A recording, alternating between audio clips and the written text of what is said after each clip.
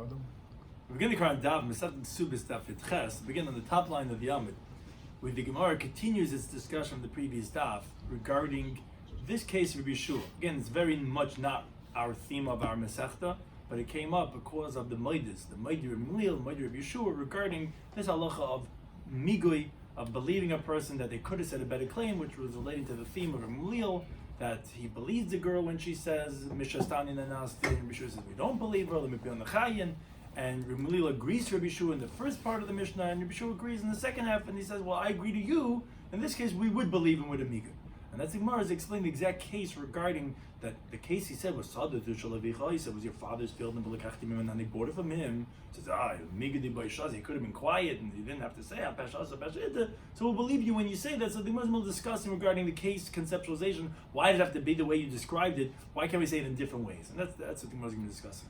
Shis corresponds to Bekazik and Cheskel, Tenit of Dafachim, Pishna Bejonim of today's Daf. And this is going to discuss in today's Daf are Shvuas Moedim Miktzis, which comes above Metzia. But regarding a case of this Mona Levicha Biyadi B'Chalta Pras, which is very similar to the case of our Mishnah, regarding if your father, I owed your father $100 and I paid him up some of it, well, is there an obligation to mix in that case? Usually, when you admit the part of the claim, so that's biblically, or at least that's how most hold that you have to swear. So the question is that when it relates to the father and the son, would that be the same thing? Then the next mission discuss. Let's say witnesses, they verify their signatures and they say, look, this was our signatures, but we were actually forced. Are they believed in that case? Are there going to be differences in that case? Some of the things we can discuss in today's Daf are kofer akol patim mishvur. Someone makes a total denial of a claim is exempt from mishvur. If his moed makes a tayin nechay b'shvur, but if he admits the part of the claim, he's liable in mishvur. And shtar sheyesh ein chasum b'kosh mediraisa. Biblically, really, when you have witnesses signed on the document, biblically it's valid. But rabbinically, we have a halacha known as kim shtaris, that we have to validate the documents, and that can be done in three ways: either through the edim hachasumim, which is through the signed, the witness's signature, or through witnesses, or if you have, let's say, their signatures are actually verified from another place. You have other, meaning either the witnesses themselves who signed themselves, they're gonna testify, or other witnesses can testify, or if you just compare the documents, we have a bunch of different documents in the court, and we see, this was already authenticated, and this is the same thing, so we can know it that way. Those are three different ways, which is very important because the question is who's going to be verifying and validating it. It's going to be important if they themselves are doing it so that we believe them. Same thing, I'm saying it's mine, so I could say what happened. That's going to come up the same discussion we're having on this Daf. And also the concept of Adam Karvez Lasma, that a person is considered a relative to himself. We don't believe him regarding himself, just like you not believe regarding a relative, so to a person not going to be believed regarding himself. So we begin the current Daf, Daf Yomi, top line of the Yomit. We're middle discussing, like we said, the opinion of Rabbi Shloimy. Says him over listening. Another question. Already asked why does it have to be the father's, why couldn't it be yours? We answered this question. But says him, let the Mishnah say as follows. Moed Rabbi Shloimy agrees where? As we explained 2 dafim ago. What's called ein shir shachar lefanecha. There's no ox slaughtered in front of over here. Okay, we believe you because of peshas. But why do you have to tell me regarding a piece of property? And therefore, because it was property, you told me just before we said in the previous stuff that you have to say something about the father because of the sefer. What's the sefer of the Mishnah? We said, let's say there are witnesses that said it was his. So then we said the only way we understand the case is going to be if there were 2 years by the father and 1 year by the child, because it only works with a chazak of 3 years. So therefore we had to say, this is mamish what we just said in the previous stuff, therefore we had to say that it's talking about the father, because you picked property, which property depends on cheskes gimel shana. Why do you have to say this whole thing? Don't talk about property. Talk about a movable item. And then you could talk to the guy himself. Let it say as follows. A guy tells his friend, I borrowed $100 from you. And I paid you back. Shehu Neman, where biblically he's believed without an oath. Why couldn't you just say that case? Says the Gemara, no. Because if that would be the case, the Kabbalah misni sefer. You would have to say, as we're trying to do in the Mishnah, we're trying to contrast when we believe you and we don't believe you, when you have a peshas and when you don't. So the sefer would have said as follows: but let's say there's witnesses that he borrowed from him, which is essentially the same thing as the halacha. This witness that he borrowed from him, and he says, I paid it up, then you would want to say, oh, ain't an emin, because then you're not the peshas anymore. Says the Gemara, but that's not true. You wouldn't be able to have the seif of the Mishnah. Why not? Because Vokaimelon, the halacha is, as it's brought in Baba Basra, Hamalves Chaveda Be'edim, even if someone lends his friend money with witnesses, so you have two witnesses, oh, shall I say, see, I'm lending him $100. Ein tzarich lefar be'edim. He doesn't have to go pay it back to him in front of witnesses. So that wouldn't be a good contrast of this halacha. Meaning in our Mishnah we're contrasting, saying when we believe you without Eidim, but when we don't believe you with Eidim, that wouldn't work well for the case. I was saying I owed you $100, but I paid it back, because actually he would be believed even with Eidim. Okay, so but let's see another question I could ask you. Let it say as follows: Moidu Yishuv Shu agrees. Someone says to his friend, there was $100 that your father had by me, meaning that I owed him $100, but v'chaltav pras, I gave him to eat part of it, meaning what that means is I paid him up half. Shehu naman, let the Mishnah say that he's believed without an oath. Why? The same concept of ein shar shachal v'nechel, there's no slaughtered ox in front of you, and you don't need to say it's talking about a piece of property. Okay, so what's the grace of glick? What's the whole? What do you gain already by saying this case? Rashi says, if we said this case, we'd be telling you a chiddush, that even though he's a moide b'mektas, he's agreeing to part, which generally you chayav in shvua, you'd be saying a chiddush that he's parted because there's no one claiming anything from him. So why didn't you say that case? Why did you say case of property? You could have said a bigger chiddush when you're talking about the case of money by your father, and then I'm parted from the shvua of moide b'mektas. Yeah, that's how it seems like. That's how Taisus says it. It would seem like that. So you'd be patur. That's the chiddush. So the Gemara says, no. This wouldn't make sense according to any one of the two opinions. I'll leave it a man. There's a machlekes tanoim on this topic in Masechet Shvus of Ben Bezim and Alf. And according to whom would you be going with? If you're going to tell me that this was Rabbi Shua's halacha that you want to say he should say, he wouldn't be like either one of the tanoim, as the Gemara explained. It's like Rabban and Ha'amri, but they say that even if the son would have claimed the money from him, and he would say, yes, you're right, I owed your father $100, but I paid him up $50, he would be qualified for what's called returning a lost object. Mishnah Shavuos teaches, if let's say, the guy goes over to the guy in Shul and he says, I want you to know, I know you owed my father $10,000. And the guy says, it's not true. I only owe him $5,000. He's going to be patur. Why? This is what's called a meishav aved, is returning a lost object, which is that I could have denied the whole thing. So what would Rabbi Shua be teaching us by ein shar shachal lefanecha? Specifically, only if there's no smoking gun, if there's no claimant, if there's a peshasa. What do you mean? Even when you have shar shachat, even if you have someone saying I'm coming over to claim, you'd still be believed, and you wouldn't have to swear when you agree to partly. As the Gemara is going to explain shortly their opinions. And you leave it to Rabbi Eliezer ben Yaakov, and if you'd be going like Rabbi Eliezer ben Yaakov, then even if the son's not claiming from him, Ha'amar, he says, Shavua bai, that you do have to swear, and we don't believe you. So you're not like anyone when you're differentiating between shar shachat or ein shar shachat. That sometimes you would be part of something that's not, you're not like any one of the opinions. Because either you always have to swear, or you're always patur. No one holds to this spout, no one holds to this division that you're making in Rabbi Shua's interpretation, if you were saying that was the case he should say. According to Rabbi Eliezer ben Yaakov, if he's not Tovea, then where does he swear? No, so he's going to swear. When you admit to partly, you tell the guy that your father, I owed him 1,000, but now it's only 500. You would have to swear. Does that like learn the brisa? Rabbi Yaakov says, it could be at times. A person would have to swear on his own claim. Kate said, how so? This case, the guy goes, I want you to know, there's $100 of your father by me. I owe him $100. I already paid him up $50. He's got to swear. A swear of moide b'miktzas. But there's a guy who has to swear in his own claim, his own words. The sages say no. It's like returning a lost object, which is that I didn't have to say anything. and the fact that I'm admitting to part of it is all revach, and the vapata is exempt from a shvua meidim mixes. So therefore, it can't be that this would be the case, because then Yibshu wouldn't be like anyone. But once we introduced this machlekes tanoim, the Gemara elaborates on it.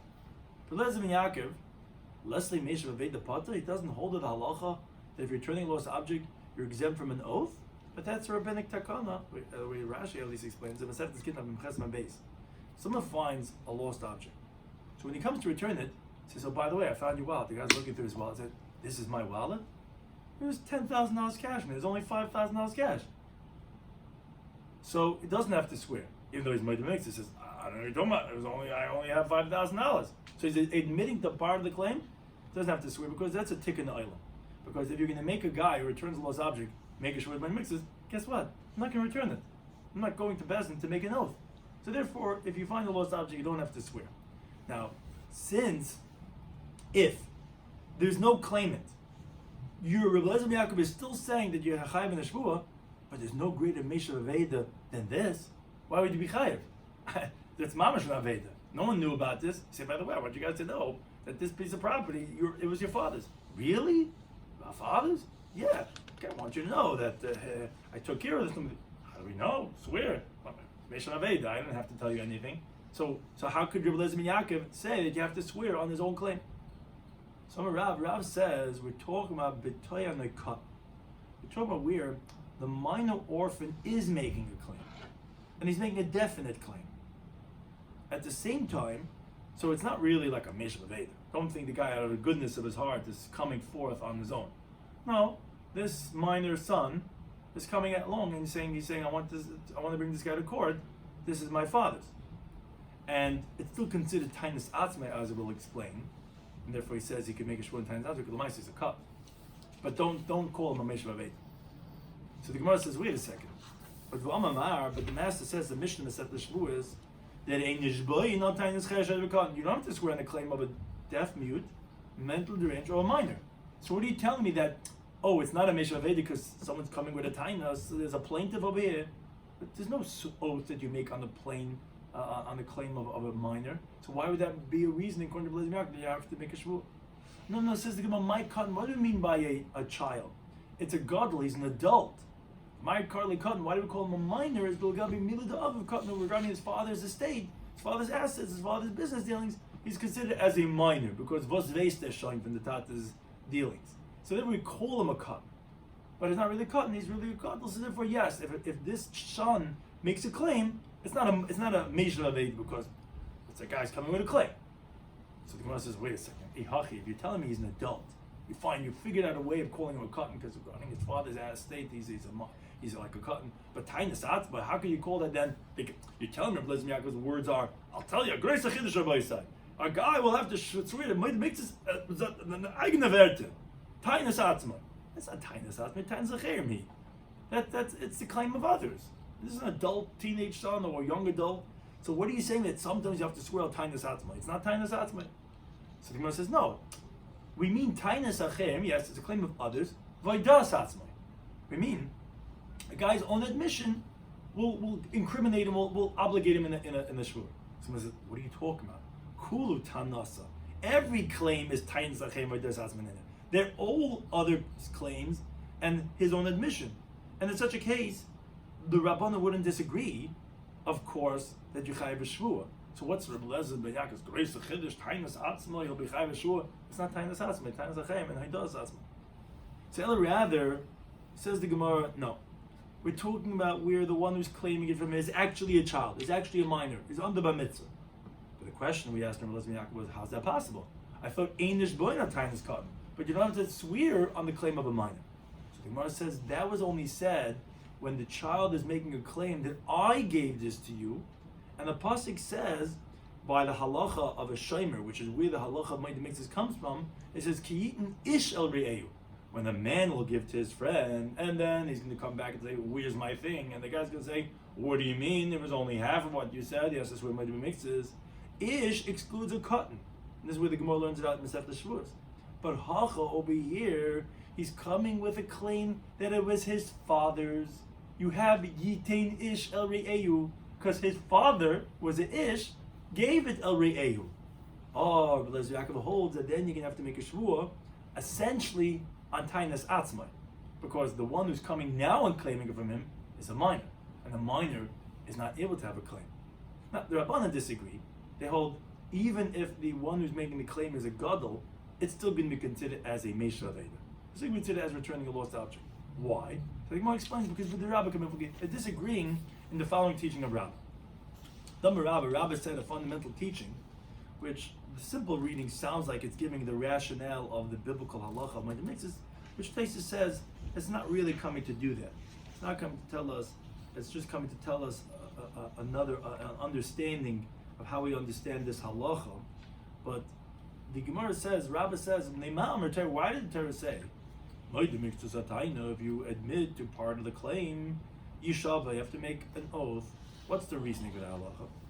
So the Rabbah says as follows. He says, look, there's a chazaka, there's a presumption that, because, and Taisa explains, because why would we believe you? What does it mean that you're doing? So it's really a derivation of the biblical law. But the simple understanding is just to understand what the biblical law is. There's a presumption.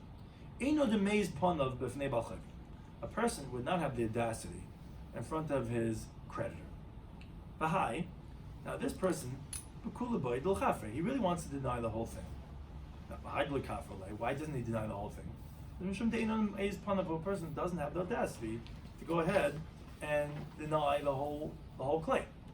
Now, at the same time, as we continue to Beis, the truth is, now since he doesn't have the chutzpah to go ahead and deny the whole thing, the truth is he really wants to admit to the whole thing. Why doesn't he admit to the whole thing? It's because he just wants to push this off, because with Shabbat he thinks, look, the guy's harassing me, and he's not going to let up. So if I admit, he's going to say, pay up, I don't care, sell your house, sell your car, sell everything, I don't care, I want my money back, he goes crazy. So he says, I'll get the money, I'll pay him, but I don't have it right now, so I'm just going to deny that, which Taisus brings from Rashi and Bava Metzia. But what he's coming really to explain on this part is, don't say, why is the guy making a shvuah? Maybe the chashish shvuah, which Taisus doesn't like that, but upon that, if we suspect him regarding the money, because he's denying, so he'll just lie too. So that's what the Rabbi's coming to explain, that no, he really wants to admit. He's not chashish money. The guy doesn't want to steal the money. It's just, I can't pay up right now. The guy's harassing me. So I'll just say, I just say it's not true. I don't know it. So I'll get off the hook. So that's what B'Rachman, the Torah comes to tell you like this. So then impose an oath on him. Don't, you can't make cheshbonos on emes. You have to say the truth. So then he'll admit, he won't swear falsely because really he doesn't want to steal either. So that's really how we understand the mechanics of the Moedim HaMiktzos, is that really he wants to deny the whole thing, but again, he wouldn't have the chutzpah. So he really wants to admit the whole thing, but really he's like, I can't afford it right now.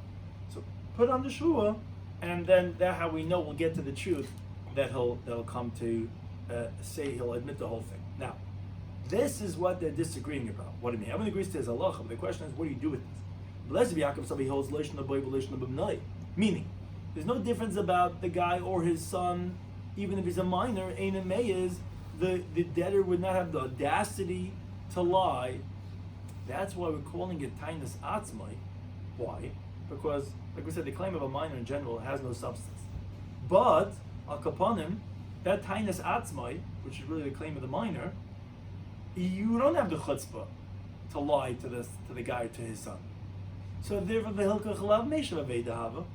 So therefore, it's not like you on your own goodwill are.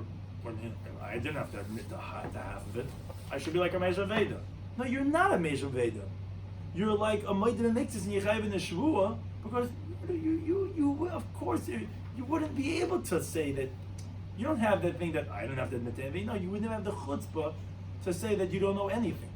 And therefore, Rabbi Shloimy Schwartzberg holds that you're going to have to say a shvuah even when the child comes to the claim, because, again, you wouldn't have the audacity. But Rabban, they hold, no, it's not true. Meaning, on this principle of Rabbah, it's only the creditor himself that you wouldn't have the audacity. The guy's like, look me in the eyes and tell me that you don't owe me $1 million. So, yeah, he wouldn't have the audacity. But for the son, even if he's an adult son, yeah. He would say, I know what you're talking about. L'hadam, never happened. Oh, but the loyeh is from the fact that he's not having the audacity, because he would have it, but he's not. He's admitting to have it. He's considered as returning a lost object, and therefore he's going to be pata from a shvua, according to the Rabban. But upon him, this just concludes this question that we had. We wanted to say, why can't you say the case of Rabbi Yeshua is talking about the monies is because it's not true, because then it wouldn't be like anyone. It wouldn't be like not Rabban and not Nazim Yaakov regarding the halacha that you're differentiating between if there's Eidim or not. It's not true because they don't differentiate if there's a claim or not.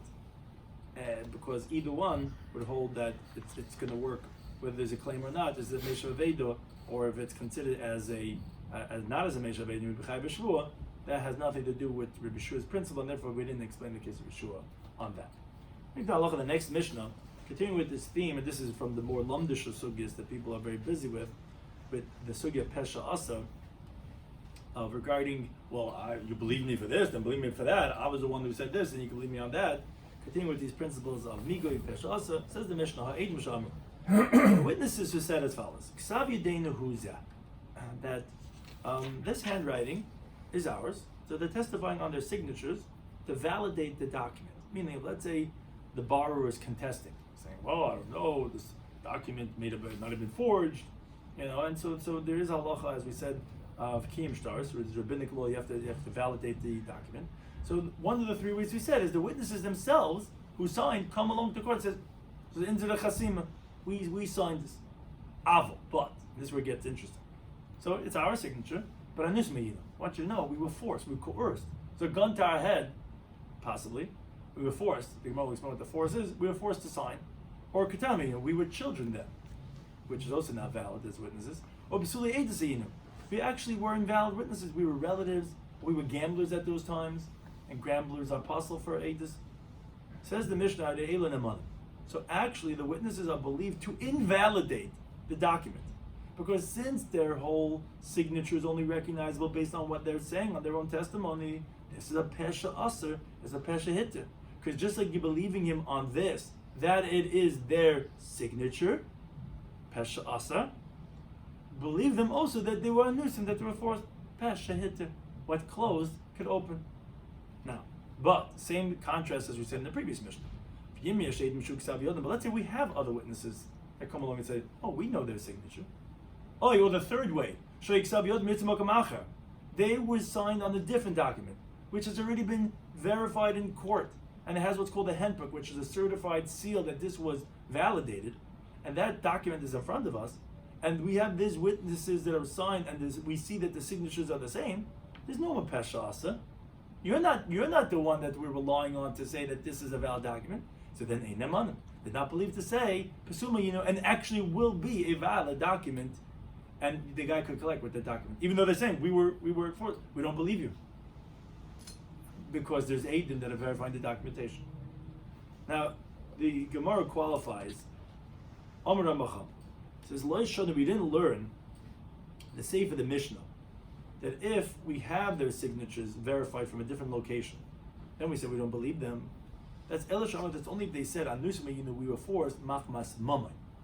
We were forced because of money. As Rashi explains, they're not believed to make themselves as wicked people with their own testimony to invalidate the document. Because of a halachic dictum that's brought in Sanhedrin, that a person is considered a karav, a relative to himself, and therefore, just like you're not believed to say testimony on a relative, you're not believed regarding yourself, not for the good and not for the bad, by capital punishment, and regarding invalidating of testimony to become wicked and to become invalid based on what you're saying. Now, these people are invalidating themselves when they're saying, right, yeah, well, yeah, if that's the same principle, right. Right, yeah, I'm trying to remember if that's the same halachic principle. You can't make yourself a Russia regarding what. Right, it's so then we signed when we were right. Here we're calling that of the dini edis of karvetz al asmai. We don't believe a person. So these people that are invalidating themselves, when they say, "Look, we signed falsely because we were coerced for monetary reasons," The guy said he's going to confiscate, he's going to take away that deal, whatever it is, some money reason that forced us to sign. Now, even so, Rashi explains that the Reisha, that we said we believe them, that's because of Pesha Asa Pesha Heter. So even though they're incriminating themselves in the saying, it doesn't make a difference. Ultimately, it's only because of them that we know it's valid, but therefore we're going to believe them when they say, but we were anusa. But regarding the Seifa, which we have other witnesses, the only reason why we don't believe them is because they're saying we were forced because of money reasons. But if let's say we were forced because of our lives, the one who's producing this document said he's going to kill us, and he was someone that could follow through on this. If we don't sign, and that's why we sign, so that's not rishus. That doesn't incriminate that. That's not a wicked thing. Of course you're allowed to sign a document to save your life. Oh, then they're going to be believed, even though we have their signatures verified from somewhere else. We still believe them. Why wouldn't you believe them? Which shaykhs? They're not contradicted by the document. Yes, they signed, and you don't need me to verify it. But we're two people. We're saying that they had a gun to our heads. Said you don't sign, we're going to kill you. So why wouldn't you believe us? So you do believe us, and then we will invalidate the document based on our testimony. However, Amali Rav. Rav has said that this can't be right. Kol Kemine? Do you really think that you're going to believe them, even if they're saying that it was their life at stake? But there's a halachic principle that wouldn't allow this to happen. Even if we believed them technically, but it wouldn't work in the court of law. Because there's a halachic principle called Kimin Shehigid, once you already said your testimony, which in this case is regarding the document. Shuv Eina Chayzer Magid, you can't then testify again, because as Rashi explains regarding testimony, there's a singular terminology of Haggadah. It says, Im lo yagid v'goymer, in the singular, if he's not going to say, which means that you only get one shot to say what you're going to say. Siroso. Since they signed in the document, so Rashi says, the Lamdish words, Hainu Haggadah didhu. Your signing in the document was your testimony. So how could you now believe them to uproot that if you have ksav yod miyitzim acher? Because as Rashi explains, I understand the Reisha, when their signature is not verified from anywhere else. So we're relying on them. So again, this old Lamdish, you can be on this for weeks and weeks in yeshiva. It's all one Haggadah. Why? Because that words of their verification in the amount of time of greeting another person, you're saying, but we were anusim. So in that Haggadah, which that we need that Haggadah verification, you're now saying, but we were anusim. So good, that's one Haggadah. But over here, we're not relying on you. So your Haggadah is the only thing that you have relevancy over here is your Haggadah that you had signed in the document 7 weeks ago or 7 months ago, whatever it was. So how could you go ahead now and do another Haggadah in regards to this testimony and say, oh, we were anusim? Shkoyach, I don't care if you're anusim. You cannot testify. It's a limitation in the legality of testimony that you can't testify anymore. Chita agreed to say, no, what are you talking about? That was only said al peh. That's when the guy's coming to court in the person, in the flesh, and after he said something, he steps for a few moments, and then a minute later, he wants to change what he said. No, that's when we said, Kimin Shegit Shub in the Chayzamak. Abishtar loy, but in a document you wouldn't say that because it says the terminology of Haggadah. That's speaking. You only wrote, that's not true. Because Rabbi Shloimy Schwartzberg said, when you have witnesses that are signed on the document, it's as if that their testimony, and that's at least on biblical law, as if it's been verified in court, meaning it's considered a Haggadah. So if that's the case, we're back to the question, how could you say, even if it was for nefashis purposes that we're going to believe you, if Kimin Sheket Shub in the Chazamagid?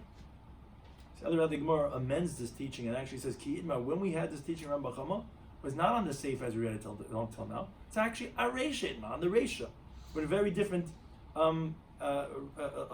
resolution. That we said in the Mishnah that if their handwriting was not produced anywhere else, they're the ones who are verifying.